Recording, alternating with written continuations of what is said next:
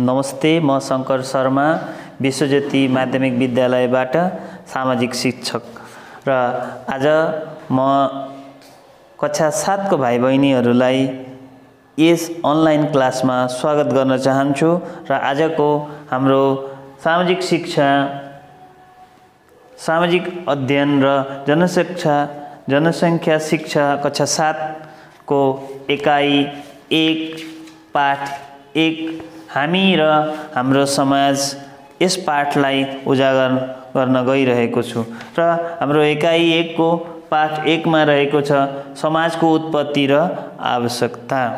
र प्यारा भाइ बहिनीहरू, यस पाठमा एउटा पत्रचार मार्फत निमु गुरुङले आफ्नी साथी अस्मितालाई पत्रचार गर्दै दुईटा प्रश्नको सम्बोधन गरेकी छन्, जसमा पहिलो प्रश्न रहेको छ समाजको उत्पत्ति कसरी भयो र त्यस्तै अर्को प्रश्न रहेको छ समाज किन आवश्यकता भएको होला। र यसै सन्दर्भमा यस पाठमा रहेर म यो पाठलाई छोटकरीमा व्याख्या गर्न चाहन्छु र सुरु गरौँ। आदिमकालबाट मानिसहरू जङ्गलमा बसोबास गर्दै आएका थिए र जङ्गलमा बसोबास गर्दा उनीहरूको जीवन साह्रै जोखिमपूर्ण, दुःखमय, कष्टकर भएको थियो। उनीहरू जङ्गलमा बस्दै गर्दा जङ्गली जनावरहरूसँग लड्दै भिड्दै बस्नु पर्थ्यो र मानिसहरू एक्लै एक्लै बस्थे त्यति बेला। र बिस्तारै जब जनावरहरूले उनीहरूलाई बढी आक्रमण गर्न थाले, त्यसपछि उनीहरू समूहमा बाँडिएर बस्न सुरुवात गरे र समूहमा बस्ने क्रममा पानीको स्रोतको नजिकै खोला, नदी, नालाको तीरमा गएर आफ्नो परिवारलाई पाल्ने खानेकुराहरू नदीको तीरमा सजिलै प्राप्त हुने भएकोले बिस्तारै खोला, नदीको तीरमा बसोबास गर्न थाले। र त्यसै सन्दर्भमा मानिसहरू खोलाको तीरमा बस्दै गर्दा खोलाको माटो, नदीको माटो जे भेटे उसैबाट सामग्रीहरू बनाउन थाले। त्यस्तै बगरको ढुङ्गाहरू र जङ्गलको काठ दाउराबाट आफ्ना हतियारहरू, औजारहरू बनाए, जसले गर्दा जनावरहरूलाई शिकार गर्न सजिलो हुन्थ्यो।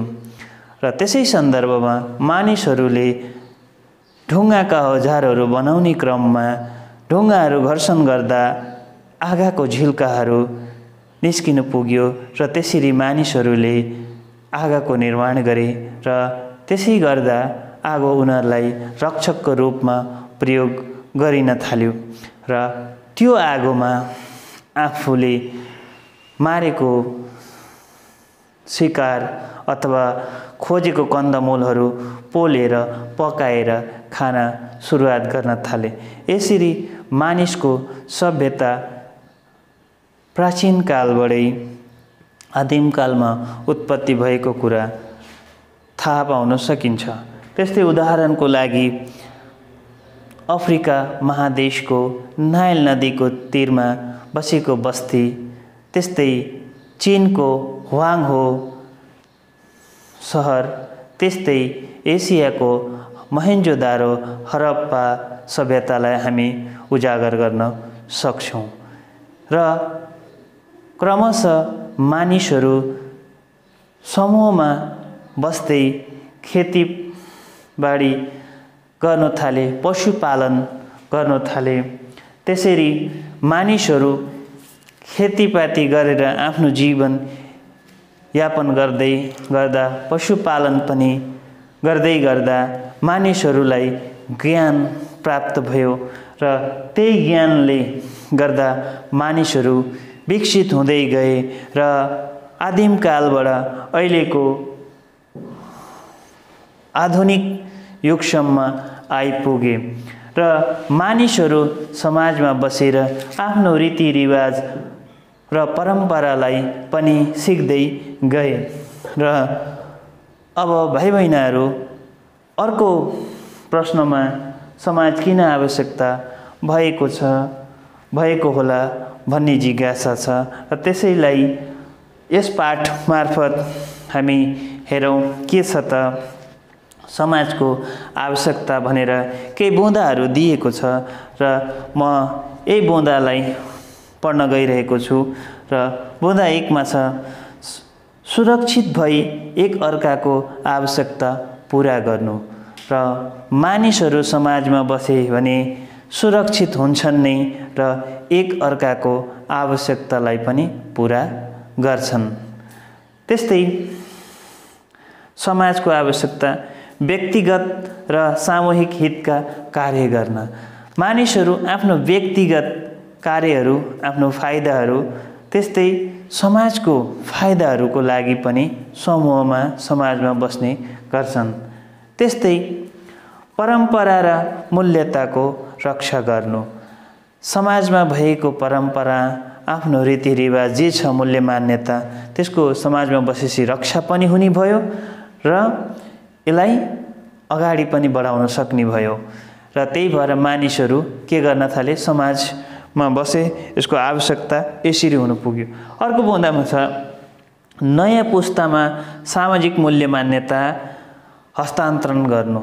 र हाम्रा हजुरबा जिजे बाजेहरूले जानेको सिप सक्षम हैन, उहाँहरूले गरेको कामहरू, आफ्नो कलालाई बुवाहरूलाई हामीलाई सिकाउँदै आउनुभयो र हामीले पनि हाम्रो छोराछोरीहरूलाई आफूले भन्दा नजानेकोलाई सिकाउँदै क्रमशः जानेको कलालाई, सिपलाई सिकाउँदै परम्परा जोगाउँदै नयाँ पुस्तामा सामाजिक मूल्य मान्यता बढाउँदै जाने कार्य समाजमा आवश्यकतामा दिएको छ। त्यस्तै सामूहिक रूपमा सक्रिय रही उद्देश्य प्राप्त गर्नु। कुनै पनि ठुलो कामहरू, योजनाहरू एक्लै गर्न सकिँदैन।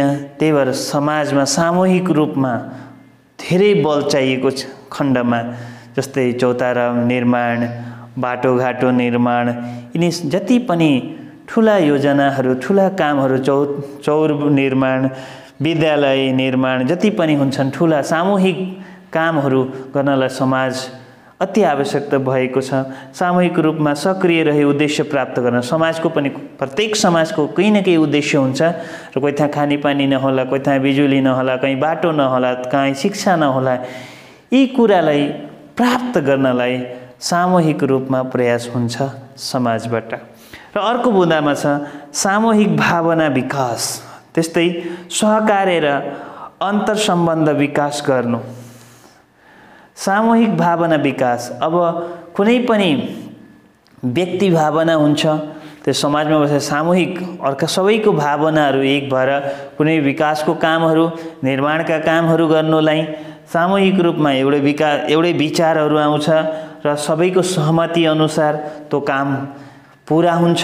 र त्यस्तै सहकारी एक अर्कोलाई हातेमालो गरेर सामूहिक कामहरू पुरा प्राप्त गर्न सकिन्छ। जस्तै उत्सव मनाउँदा, पूजापाठहरू गर्दा, हैन, जति पनि काम छ, खेलहरू खेल्दा एक्लै त हुँदैन, जति पनि सामूहिक कामहरू हुँदा समाजका विभिन्न वर्गहरूसँग मिलेर एउटा समाज नभए अर्को समाजसँग सहकार्य गरेर हामी सामूहिक रूपमा कार्य गर्न सक्छौँ। समाजको आवश्यकता यसरी दिएको छ। र त्यस्तो अर्को बुँदामा छ, सामाजिक न्याय प्रदान गर्नुलाई। समाजमा भएपछि सामाजिक न्यायहरू प्राप्त हुनसक्छ।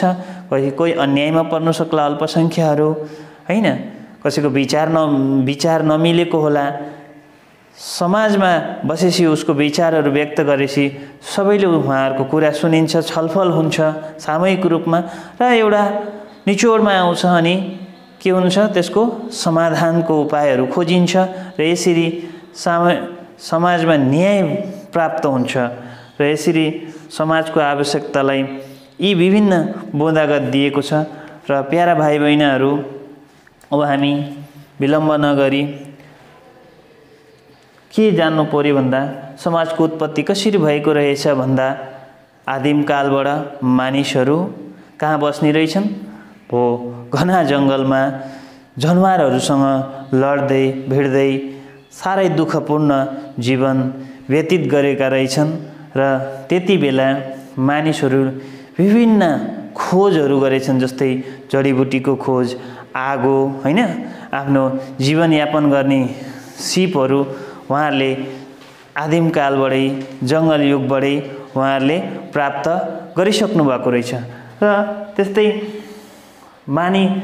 सभ्यताको विकास कहिलेबाट भयो? मानिसको बसोबास नदीको छेउछाउमा भेटिन्छ। किन भन्दा नदीको छेउछाउमा मानिसहरू पानीहरू पनि पाउने भए र नदीको छेउमा बसेपछि मानिसहरू खानेकुरा सजिलै प्राप्त गर्नु सक्ने भए, किनकि नदीमा प्रत्येक जनावरहरू पानीको लागि आउने भयो र त्यहाँ त्यो पानीको छेउछाउमा बसोबास गरेपछि जनावरहरू पनि प्राप्त हुने भयो शिकार गर्नलाई, र पानीमा भएको माछा, किरा जे खान्छ, गङ्गैटा, हैन, जे खाने लायक हुन्छ मानिसको आफ्नो जीवनयापन गर्न, र भाँडाकुँडाहरू बनाउन माटोको, यसरी मानिसहरू खेतीपाती गर्नलाई पनि नदीको छेउ सजिलो भयो। र यसरी जस्तै विभिन्न उदाहरण भनिसकेको थिएँ। नाइल नदीको छेउमा वाङहो चाइनाको, त्यस्तै मोहेन्जोदारो हरप्पा एसियाको, यस्तै विभिन्न प्राचीन कालबाट हामी के देखिरहेका छौँ, पढिरहेका छौँ, मानिसहरूको सभ्यता नदीको छेउमै भएको भेटिन्छ। र अर्को प्रश्नमा रहेको थियो, समाज किन आवश्यकता भएको होला?